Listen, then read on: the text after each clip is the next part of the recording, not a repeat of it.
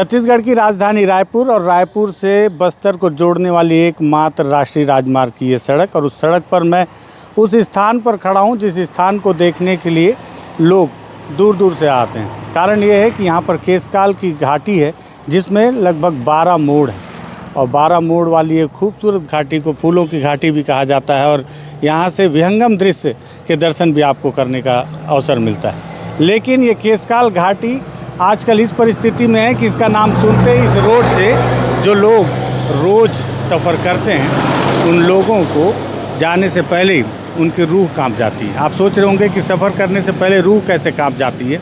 सारे मुद्दों पर बातचीत करेंगे। नमस्कार, मैं विकास तिवारी हूँ, आप बस्तर टॉकीज़ देख रहे हैं।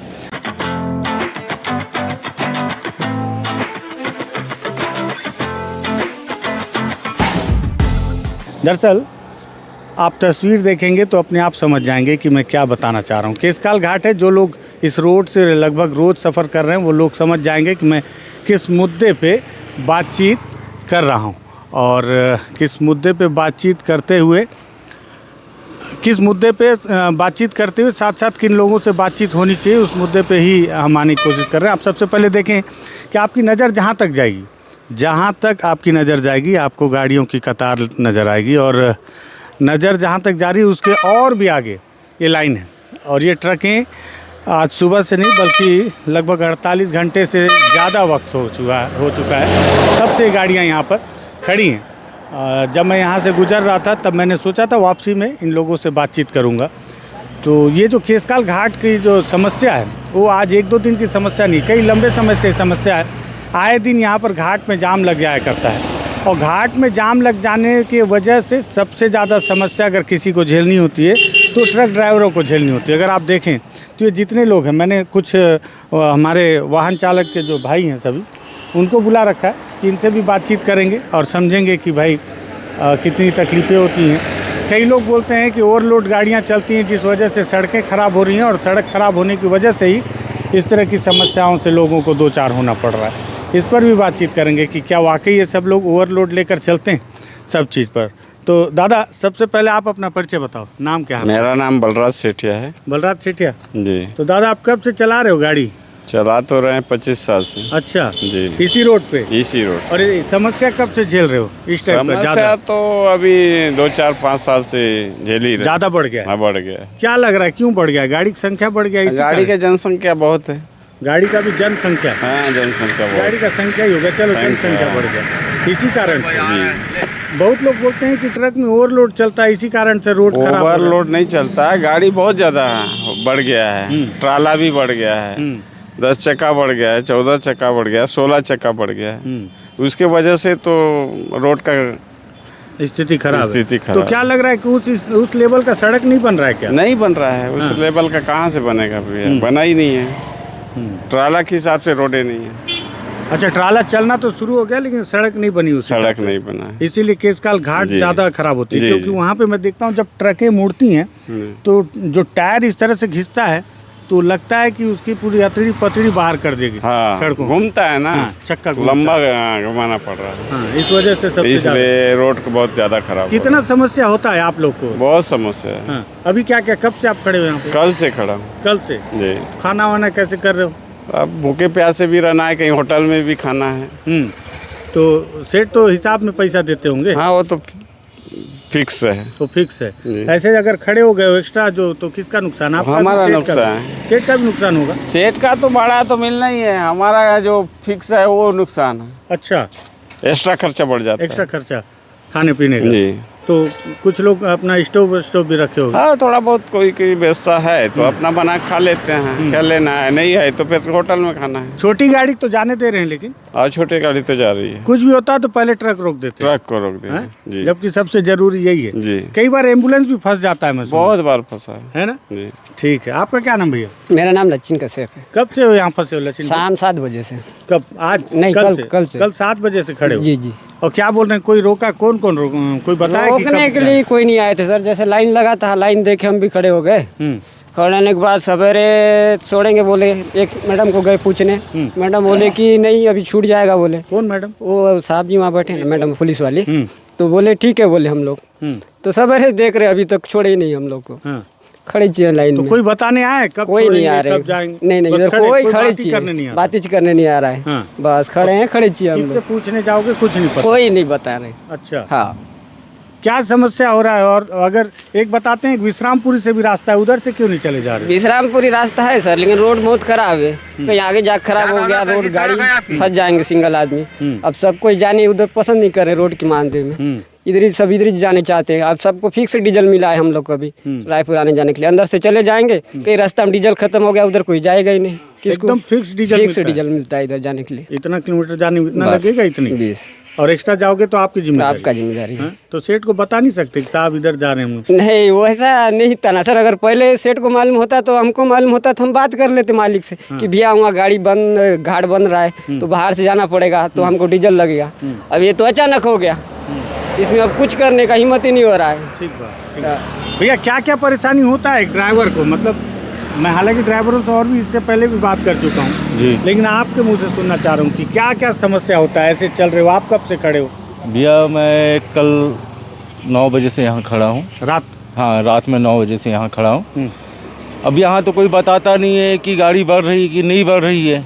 2-2 3-3 लाइन लग जाती है, कोई पुलिस जवान पीछे नहीं रहता है जिससे गाड़ी को पीछे रोक लिया जाए, आगे ना आने दिया जाए। तो क्या होता है, गाड़ी जाम हो और ज़्यादा हो जाता है। और परेशानी तो यही है, खाने पीने का कोई ठिकाना नहीं है यहाँ। अब गाड़ी में पानी वानी रख लेते हैं तो थोड़ा बना के खा लेते हैं जी। यहाँ आसपास है पानी वानी की व्यवस्था जहाँ भी खड़े हो? यहाँ तो नहीं है तो पानी। कहाँ से ला रहे हो पानी? वो ढाबा वाले से लिए थे, ढाबा वाले से ले लिए। तो पैसा ऐसी दे दे रहा है? वो दे दिया था, लेकिन ईमानदारी बोल के थोड़ा दे दिया, पीने उन्हें के लिए मानवता है तो दे दे दिया। हाँ अच्छा, आपका क्या नाम है? मेरा नाम कमलेश है, कमलेश है। कहाँ से हो कमलेश भैया? यूपी यूपी के हो? तो आवाज से ही लग रहा है यूपी के हो। यूपी गाजीपुर से। गाजीपुर के हो? तो यहाँ कहाँ चले आए गाजीपुर का? इधर है, गाड़ी चलाते हैं ना। यहीं गाड़ी चलाते हो? हाँ। तो परिवार विवार भी यही है कि सब? नहीं, परिवार नहीं है, हम ही चलाते हैं। और रहते कहाँ? वो गाड़ी में रहते हैं। गाड़ी घर है? हैं? वो एक कोई पिक्चर का गाना था, रहने को घर नहीं सोने को बिस्तर नहीं, वैसे हो गया है। हाँ। तो रहने के लिए गाड़ी है, सोने के लिए भी गाड़ी है, कमाने के लिए भी गाड़ी है, और चलने और आने जाने के लिए भी गाड़ी है। और ये इसी से जीवन का गाड़ी चला रहे हो। हाँ। बच्चे कितने हैं? बच्चे 2 हैं। कहाँ? वहीं? हाँ। तो पढ़ाई वढ़ाई कर रहे हैं? अभी छोटे हैं। छोटे हैं। कितना तनख्वाह मिलता है? तनख्वाह 12,000 मिलता है। 12,000। कितना भेजते हो हर महीना? अरे हर महीने अभी कहाँ कमाई नहीं हो रहा है, महीने में 3 चक्कर लगी रहा है। हाँ। नहीं तो तनख्वाह तो मिलता होगा ना? हाँ, 12,000 मिलता है ना। हाँ। हाँ। तो चक्कर 3 लगे 4 लगे 12 तो मिल नहीं? अरे तो वही 20,000 रुपये मिलता है, बच जाता है महीने का। अच्छा, बच जाता है। तो घर भेजते हो? चल हाँ। पूर जा रहा है घर के लिए? अरे नहीं, अब पूर रहा है, क्या करेंगे अब भाई, चलाना ही है, मजबूरी है। यूपी बिहार से बहुत लोग आके यहाँ गाड़ी चला रहे हैं बस्तर में, है ना? बहुत सारे लोग हैं। तो कैसा, कितना समस्या झेलना पड़ता है? अरे बहुत भैया समस्या झेलना पड़ रहा है इसमें। केसकाल घाट से बहुत जाम लग रहा है, रोड खराब होने से बहुत समस्या झेलना अच्छा, पड़ एक खास बात बताऊं, क्योंकि मैं खुद गाड़ी लाइन से जुड़ा हूं इसलिए मेरे को पता है कि जो यूपी बिहार से जो ड्राइवर आते हैं जैसे भाई लोग, तो ये लोग क्या करते हैं, सोचते हैं जितना ज़्यादा चक्कर लगे उतना अच्छा है, उतना ज़्यादा पैसा बच जाए। खाने वाने में भी बड़ा बचा के कोशिश करते हैं कि कम हमारा चलता रहे गाड़ी और उसी में हमारा रोज़ का रोजी में निकल जाए भोजन व्यवस्था। ये देखिए एम्बुलेंस जा रही है। और मैं आपको बताऊं कि अगर ये अभी आगे जाम लगा होता ना तो ये सायरन बजाने का कोई फ़ायदा नहीं होता। मरीज की क्या स्थिति होती इससे कोई मतलब नहीं है, क्योंकि जाम लगा हुआ है। केसकाल के विधायक हैं नीलकंठ टेकाम जी। वो पहले कोंडागांव के कलेक्टर हुआ करते थे। कलेक्टरी छोड़ी, साहब को टिकट मिला। टिकट मिलने के बाद केसकाल से उन्होंने संतराम नेताम जी को पराजित करते हुए खुद यहाँ के विधायक बने तो बोले अब मैं विधायक बन चुका हूँ, अब कभी केसकाल घाट में जाम नहीं लगेगा। हालांकि उनको यहाँ की स्थिति परिस्थिति से पहले से ही वो अनजान नहीं थे। कारण ये क्योंकि कलेक्टर रह चुके हैं इसी ज़िले में, विधायक बने तो उनको पता था सबसे बड़ी समस्या इस क्षेत्र की जो है वो ये जो केसकाल घाट है। क्योंकि अगर घाट जाम हो गया तो बस्तर और रायपुर के बीच का जो संबंध है वो तो पूरी तरह से ब्रेक हो गया। लोग हज़ारों की संख्या में प्रतिदिन यहाँ से रायपुर राजधानी की ओर, राजधानी से बस्तर की ओर आते जाते हैं। इसलिए उन्होंने कहा कि अब मैं विधायक बन गया हूँ, अब यहाँ कभी जाम नहीं लगेगा। विधायक बने, सड़कों पे कुछ दिन के बाद फिर से जाम लगना शुरू हो गया इस घाट पे। और जब फिर उनसे सवाल पूछा गया तो उन्होंने कहा कि भाई मैंने ये थोड़ी कहा था कि गाड़ी पलटेगी तो जाम नहीं लगेगा, गाड़ी पलटेगी तब तो जाम लगेगा ही ना। अरे तो भैया गाड़ी नहीं पलटेगी तो जाम वैसे भी नहीं लगना है, गाड़ी ही के पलटने से तो जाम लगना है। और गाड़ी कैसे पलटेगी? क्योंकि सड़क ख़राब है। सड़क कैसे ख़राब होती है? क्योंकि लोगों का कहना है, जानकारों का कहना है कि ट्रकें ओवरलोड चलती हैं। उसके पीछे पहले जो चालक साहब थे उन्होंने बताया कि ट्रकें ओवरलोड नहीं चलती हैं। दरअसल ये है कि बड़ी गाड़ियाँ चलने लगी, जैसे ट्राला है तो ट्राला का जो वजन सहने की शक्ति है, वजन ले जाने की, वो ज़्यादा है। तो आपकी सड़कें उसने मापदंड पर नहीं बनी, आपकी सड़कें कमज़ोर हैं और आपने उन गाड़ियों को परमिट दे दिया है जो गाड़ियाँ ज़्यादा माल लेकर जा सकती हैं। अगर आपकी सड़कों की औकात नहीं है 20 टन 30 टन या 40 टन की गाड़ियों को जाने का, तो परमिट मत दीजिए। परमिशन नहीं देंगे तो गाड़ियाँ लेके नहीं चलेंगी ज़्यादा माल, और सड़कें ख़राब नहीं होंगी, और सड़कें ख़राब नहीं होंगी तो गड्ढे नहीं बनेंगे केसकाल घाट में, और गड्ढे नहीं बनेंगे तो गाड़ियाँ पलटेंगी नहीं, और गाड़ियाँ नहीं पलटेंगी तो जाम नहीं लगेगा। तो विधायक जी को ये तकनीकी तौर पे समझ सब है, लेकिन ठीक है, अब वो कलेक्टर नहीं है ना, अब वो विधायक हो गए। तो विधायक हो गए तो विधायक साहब विधायक जैसे बता दिए कि भाई मैंने ये थोड़ी कहा था कि गाड़ी के पलटने से जाम नहीं लगेगा, ये मेरे मन की सोच है इसलिए मैं बता रहा। लेकिन इस दौरान होता ये है कि जब भी जाम लगता है ना तो सबसे पहले इन ट्रकों को रोक दिया जाता है। अच्छा, ये ट्रकें अपने घर का सामान लेके नहीं जा रही हैं, ये ट्रकें आप ही के लिए जो भी माल है लेके जा रही हैं। इसमें लोहे की गिट्टियाँ जा रही हैं जो कि रायपुर जाएगा, और उन लोहे के गिट्टियों से लोहे के सामान बनेंगे, उसे पिघलाकर तमाम चीज़। और उधर से जो गाड़ियाँ आती हैं वो आपके रोज़मर्रा के सामान को लेकर आती हैं, और उसे ड्राइवर खुद नहीं यूज़ करते, ले जाकर उतार देते हैं, और फिर धीरे धीरे अलग अलग हिस्से में किराने की दुकान से होते हुए आपके घर तक पहुँचती हैं। तो मुद्दा सड़कों में चलने वाली गाड़ियों से नहीं जुड़ा, मुद्दा आपसे भी जुड़ा है, इसलिए हर किसी को सवाल पूछना पड़ेगा। लेकिन इस दौरान सबसे ज़्यादा दुर्व्यवहार होता है तो ट्रक के ड्राइवरों से। अब जैसे क्यों भैया एक बताओ, पुलिस वाले अलग चिल्लाते हैं, वो तो अलग चिल्लाएंगे सर। घाट में जाएंगे तो गाली हाँ, वो गाली उली दे देंगे, है ना, क्यों निकाल के ला रहे हो, ज़बरदस्ती का बोलते हैं। ज़बरदस्ती है कि नहीं? तो ये भी हाल। अच्छा एक बात बताओ, आपका क्या नाम है? सुनील। सुनील भाई ये बताओ कि जगदलपुर से चलते हो आप लोग, ओवरलोड पक्का नहीं चलते हो? नहीं, पक्का? पक्का। तो फिर थाना में पैसा काहे देते हो? वो देते हो कि नहीं देते हो? नहीं देते हैं, थाना में तो लगता ही है 100 रुपये, और मैकेनिकल कटाना पड़ता है। मैकेनिकल पे तो हमने एक बार बातचीत किया था, है ना, हालांकि मेरे अभी आरटीओ साहब से मुलाकात नहीं हुई है। मैकेनिकल को एक बार फिर समझाता हूँ शॉर्ट में। असल में होता है कि जैसे ट्रक है उसमें देखिए रेडियम लगा हुआ है ना, रेडियम है ना, अगर वो रेडियम नहीं लगा होगा, उसके पीछे रिफ्लेक्टर नहीं लगा होगा, ऐसे कुछ खामियां होंगी, तो इसीलिए चालान के तौर पर मैकेनिकल काटा जाता है। ये रिफ्लेक्टर इसलिए लगा होना ज़रूरी है कि गाड़ी अंधेरे में खड़ी है, अगर आप यहाँ से गुजरेंगे तो आपकी गाड़ी की लाइट पड़ेगी और आपको ट्रक दिख जाएगी, तो उससे दुर्घटना नहीं हो पाएगी। लेकिन अगर आपने मैकेनिकल कटवा लिया तो आपकी गाड़ी चमकने लगेगी, क्योंकि आपने चालान कटा दिया है ना, भले फिर रेडियम लगे या न लगे। तो मैकेनिकल का पैसा लेते हैं, है ना, और ट्रैफिक वाले भी लेते हैं रास्ते में। हाँ, ट्रैफिक वाले कांके ट्रैफिक लेते हैं। कितना लेते हैं? 200 रुपया। 200 रुपया जी, मतलब हर गाड़ी का? हाँ, हर गाड़ी का 200 लेते हैं भैया जी। गाड़ी के हिसाब से 14 चक्का अलग रहते हैं, 100 रुपया अलग। अच्छा जी, ठीक है। और थाना वाले और कौन से थाना लेते हैं? ये अभी तक तो कोंडागांव था, जो टोल टैक्स के पास में जो ट्रैफिक वाले बैठते हैं वो लेते हैं, और कांकेर वाले ये लेते हैं, और कोई नहीं लेते? और कोई नहीं, बस आरटीओ जो है मैकेनिकल का, वो तो आरटीओ सिर्फ मैकेनिकल लेता है बस। उसका ओवरलोड कोई चेक करते हैं क्या? ओवरलोड लेके ही नहीं जाते तो कहाँ से? नहीं तो चेक होता है कि नहीं? होता है। हाँ। कभी अचानक से होता है चेक? हाँ, मतलब आप लोग ओवरलोड नहीं लेके चल रहे हो ना? नहीं, जितना पासिंग है उतनी ही लेके चल रहे हो। तो आपके ऊपर ये नहीं बोला जा सकता कि आप लोगों की वजह से सड़क खराब हो रही है, ओवरलोड लेके चल रहे हो? नहीं, इसके लिए नहीं बोला। तो जितना परमिट है, जो सरकार ने परमिट दिया है, उतनी वजन लेके चल रहे हो जी ना, उसके बावजूद सड़क खराब हो रही है, तो जिम्मेवारी ट्रक वालों को बजा रही है कि आप लोग क्या कारण खराब हो रहा है। अब उसके चक्कर में हम परेशान हो रहे हैं। परेशान हो ही रहे हैं। अब देखो कि ये 48 घंटे से ये लाइन लगी हुई है। अच्छा, ये पूरा जो जिम्मेवारी है ये सिर्फ ट्रकों पे है। ऐसा लगता है कि ट्रक जो है सिर्फ अपने लिए चलाए जा रहे हैं, जबकि पूरे समाज के लिए, जनता के लिए, उन्हीं के लिए सामान ढोया जा रहा है ना।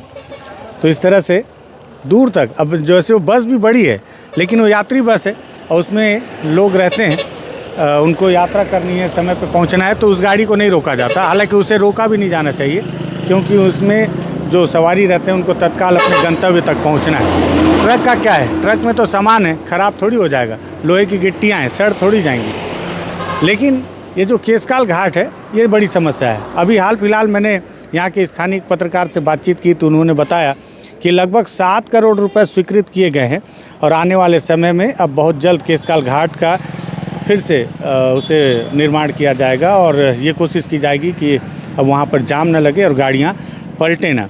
और बीते दिनों तो ये भी पता चला कि कुछ एम्बुलेंस भी फंस गए थे, मरीज तड़पते हुए भी नजर आए थे। बहुत परेशान है। अब देखो हमारा इमरजेंसी केस है, हमको तुरंत पहुंचना है। सरकार क्या रोड बनाए है बताओ। हाँ, जब सब कुछ हो जाएगा तब रोड बनाएगा तो क्या मतलब। कितना देर से फंसे हो?